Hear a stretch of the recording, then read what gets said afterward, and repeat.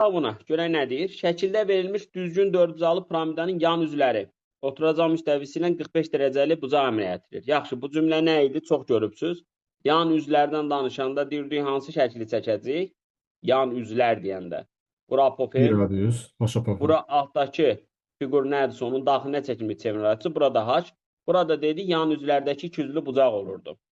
Yəni bax onu təsvir eləyəndə burada eləmək olar. Baxın belə. Təsvir eləmək olar. Hə, indi oturacağın tərəfi 6-dır və düzgündür deyir. Deməli kvadratdır. Kvadratda necə tapırdıq R4-ü? A bölünsün 2 idi. Xaricdə təkmil çevirənin radiusunu necə tapırdıq? A bölü kök altı 2 idi. Hər dəfə yazıca salacağam. Deməli bura oldu 3. Onda 45-45-dirsə bura, bu da oldu bərabər yanlı üçbucaq, düzbucaqlı üçbucaq. Onda burada oldu 3. Katetlər eyni oldu.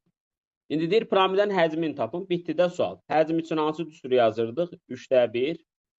S oturacaq, vurulsun H. Aydındır.